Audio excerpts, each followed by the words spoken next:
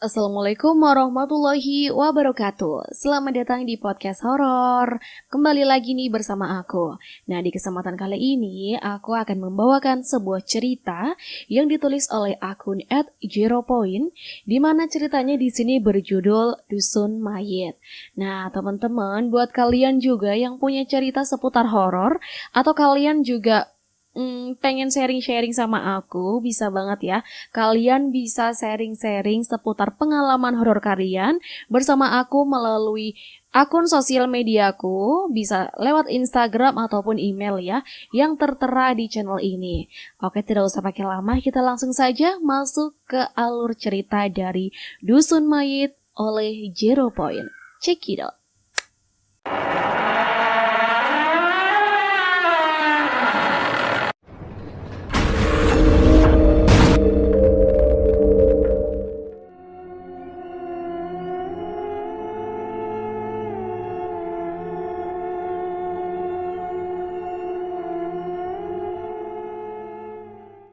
Desember 2012. Panggil aja aku Aryo. Saat itu, Nita, Yuni, aku dan Raka sedang melakukan pendakian di salah satu gunung yang berada di Jawa Timur.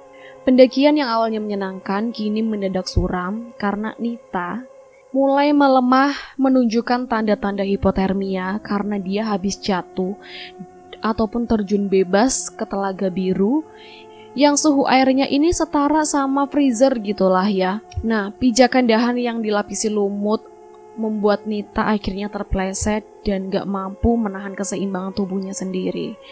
Dia akhirnya terperosok ke jurang sampai kecebur ke aliran sungai. Tapi untungnya nih guys, untungnya sungainya ini gak dalam lah gitulah. Dia masih terjebak di sungai yang dangkal.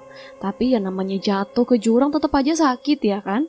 Kita semua panik saat itu dan kita nggak mau ngambil resiko, tapi berbeda sama Raka guys. Jadi dia ini bener-bener kayak nekat banget, sengaja meluncurkan diri di atas tanah yang licin terus menembus jalan pintas gitulah ya. Dan akhirnya aku sama Yuni memilih buat lewat jalan setapak lah. Dan membabat semak-semak secepat mungkin menyusul Raka yang udah lebih dulu tiba di telaga. Dan akhirnya Raka pun manggil-manggil nama Nita. Nita gitu kan. Nah akhirnya kita sampai di telaga nih.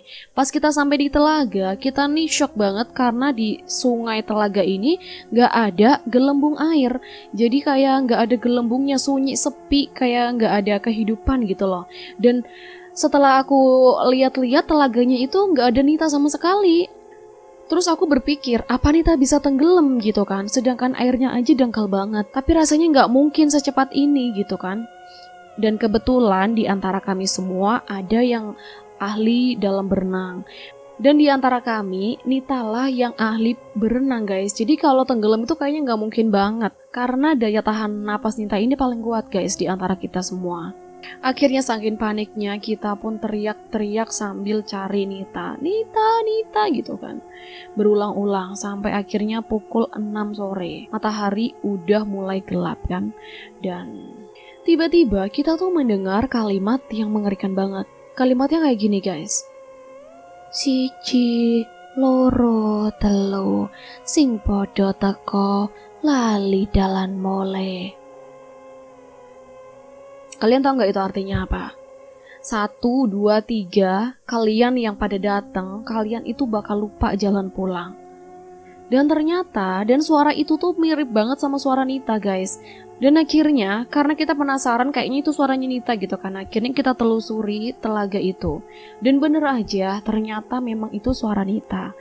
Dan ternyata Nita ini lagi duduk di pinggir dermaga kayu pendek dengan tatapan yang kosong sambil terus ngucapin kalimat yang tadi aku bilang itu loh. Akhirnya kita pun samperin Nita dan kita tanya, Nita kamu gak apa-apa nih? Kayak gitu kan. Tapi pandangan Nita ini kosong banget guys. Dia gak peduli sama kekhawatiran kita gitu. Dia terus mengucapkan kalimat yang sama seperti tadi. Dan sampai akhirnya badan Nita pun akhirnya menggigil, bibirnya membiru dan napasnya mulai pelan dan tersengal-sengal gitu kayak orang pendek asma gitulah ya. Dan ternyata Nita pun akhirnya kena hipotermia. Akhirnya Raka pun berinisiatif mengeluarkan mantel dari dalam ranselnya dan diberikannya ke Nita. Dan Nita pun mau gak mau karena dia sedikit gak sadar, kayak melamun gitulah. Akhirnya Raka berinisiatif untuk menggendong Nita. Dan akhirnya Raka pun menggendong Nita di punggungnya. Kami sepakat untuk gak ngelanjutin pendakian ini. Karena kami sangat khawatir sekali dengan kondisi Nita saat ini. Dan kami memutuskan untuk segera turun sebelum langit semakin gelap. Sesaat sebelum kita kembali turun, samar-samar aku ngedengar suara yang sama yang seperti diucapkan sama Nita. Tapi suara kali ini bukan Nita yang bisikin guys, tapi kayak ada suara lain, sosok lain yang mengatakan hal yang sama gitu. Suara itu ngegema banget, tapi cukup jelas ditangkap telinga gitu kan.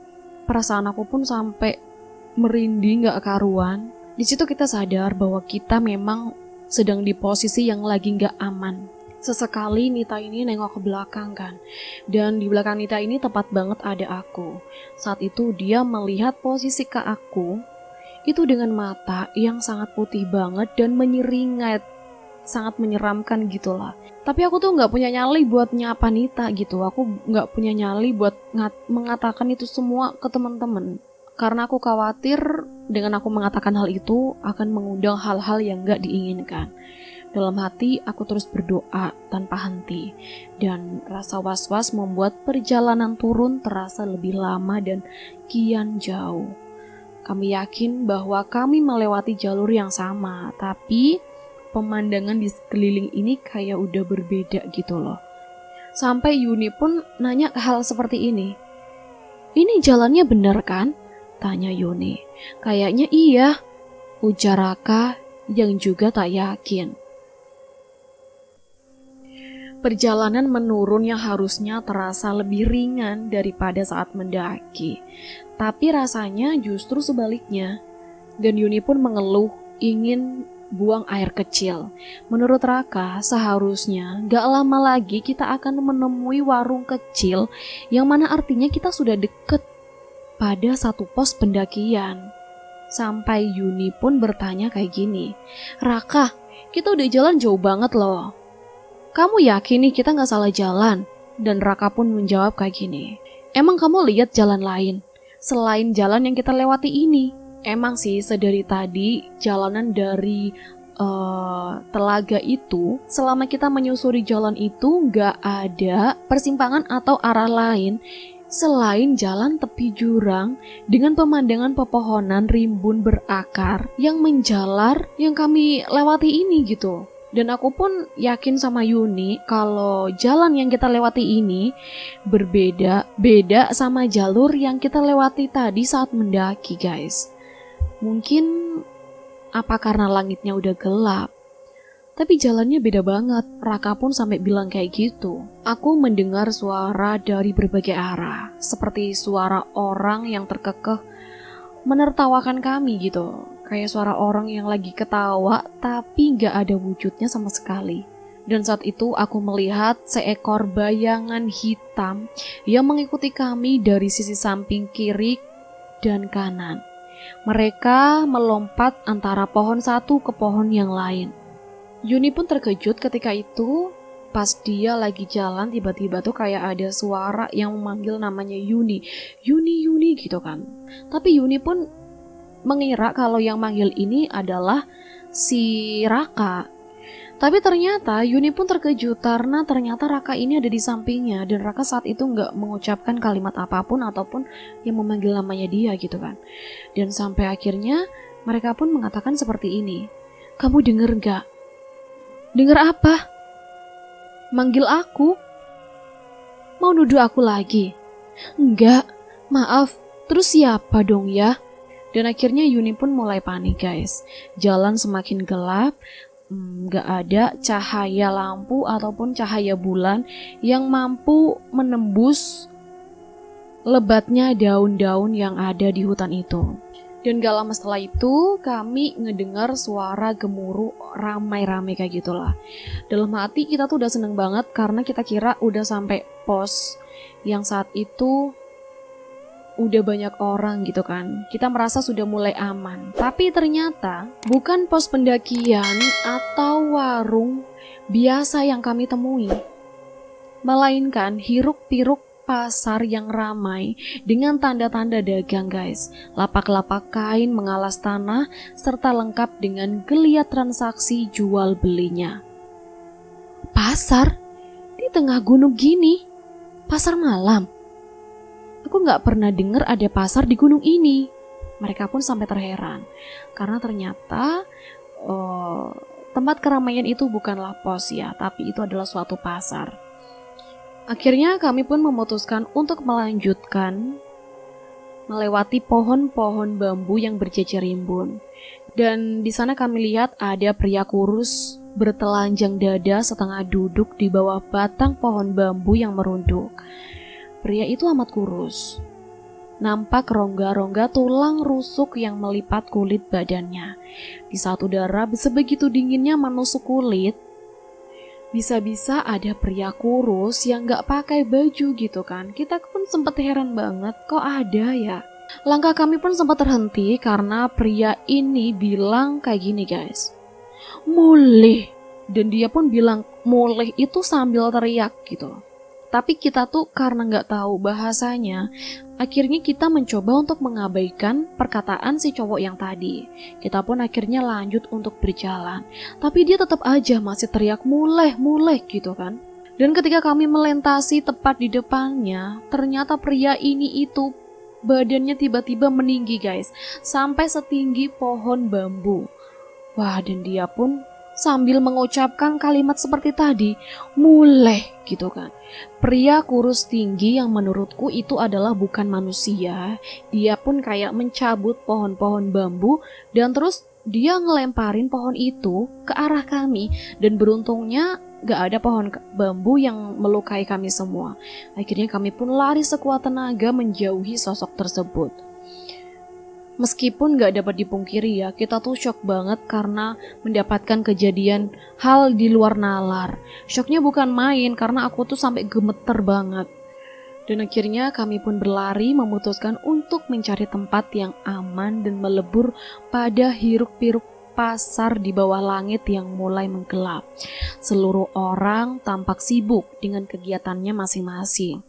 Pasar tempat kami berpijak nampak seperti pasar pada umumnya guys. Cuma Yuni lebih dulu menyadari kalau seluruh orang di pasar ini, baik penjual ataupun pembelinya, semua berjalan tanpa alas kaki. Sebenarnya apa sih pasar ini itu? Kami memijaki tanah yang basah, menyusuri lorong demi lorong untuk mencari tempat yang nyaman. Sampai akhirnya aku pun menyapa mereka. Aku bilang permisi. Tapi mereka ini menghiraukan dan mengabaikan kita semua. Jadi gak ada jawaban sama sekali. Dan aku kikuk, namun aku tetap aja jalan gitu kan. Sampai kita menemukan satu saung kosong di sebelah warung kecil. Dan Raka langsung merebahkan tubuh Nita di situ. Lalu memesan 2 cangkir teh hangat dan 2 cangkir kopi di warung tersebut. Saking aku kebeletnya, aku nih sampai bertanya ke pemilik warung, "Mas, ada toilet nggak ya?" Tapi si pemilik warung ini anehnya nggak ngejawab guys. Dia cuma menunjukkan dengan jari telunjuknya ini mengarah ke sisi belakang pasar gitu. Akhirnya karena Yuni juga kebelet, aku sama Yuni memutuskan untuk mencari toilet. Dan sepanjang lorong becek, aku mencium aroma amis yang sangat pekat banget. Tapi nggak ngeliat daging-daging yang dijual gitu bu. Baunya itu amis kayak mirip darah. Akhirnya pasar pun menjadi sepi seketika. Nggak tahu nih orang-orangnya yang tadinya ramai pada pergi kemana. Kita pun sampai keheran-heranan. Kemana sih perginya orang-orang yang tadi ramai? Dan aku mengira karena kita mungkin berada di area belakang pasar yang memang sepi pengunjung gitu loh. Tapi sejauh mata memandang, aku menoleh ke belakang tuh memang gak ada tanda-tanda orang lalu lalang gitu loh. Bener-bener kayak sepi banget, senyap gitu. Dan kami akhirnya menemukan tanda petunjuk toilet yang mana terukir pada kayu menggantung yang sudah lapuk. Ada sekitar 4 kamar kecil yang berjejer di balik bambu. Kami harus lebih dulu menaiki beberapa anak tangga untuk sampai di toilet tersebut. Aku sama Yuni pun sampai terkejut karena di situ ada Nita, guys. Nita, kita sampai terkejut banget gitu kan. Nita, tadi kamu lewat mana? Kok duluan? Kamu udah gak apa-apa? Tanya Yuni seperti itu. Nita cuma senyum aja. Kemudian dia masuk ke salah satu toilet itu untuk memilih masuk ke toilet paling pojok yang aman dari lalu lalang. Dan lampu toilet tidak menyala. Aku meraba-raba mencari lubang buang air yang tepat. Tiba-tiba aku tuh kayak ngerasa ada sesuatu yang jatuh dari atas, terus gelinding di lantai. Tapi pas aku cari tuh gak ada apa-apa yang jatuh, guys. Seketika bulu kuduk aku langsung merinding semua. Aku merasa seperti ada yang berdiri di sudut kamar mandi belakangku gitu. Aku gak berani menoleh dan terus berupaya mencari aliran kencing sendiri. Sementara aku gak berani noleh karena aku benar-benar pengen banget cepet-cepet selesai biar semua ketakutan ini hilang. Aku selalu berpikir positif. Dan semua terasa kayak lama banget gitu aku menjalani ini tuh kayak lama banget. Embusan hawa panas dan dingin, kalian tahu gak? Aku terkejut banget pas aku lagi pipis. Aku nengok ke belakang kan udah selesai. Dan kalian tahu gak apa yang aku lihat? Aku melihat penampakan sosok berkepala buntung yang mana dagunya ini tiba-tiba disenderin di bahu aku yang sebelah kanan. Jadi pas kayak gini tuh ini di sini lagi nyender gitu kan. Kaget gak tuh?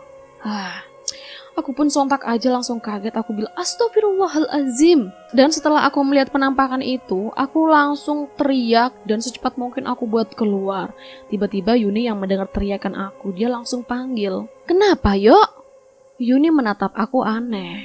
Setelah Yuni nanya kayak gitu, aku nengok lagi dong ke belakang kamar mandi itu. Aku nengok lagi dan ternyata di kamar mandi itu udah gak ada apa-apa, guys. Di kamar mandi itu cuma ada air yang meluber di dalam bak gitu kan. Dan saking paniknya aku langsung bilang ke Yuni, "Ayo Yun, kita harus segera balik dari sini." Terus Yuni pun bilang, "Nanti dulu, tunggu Nita." Dia bilang kayak gitu kan. Aku pun akhirnya nunggu Nita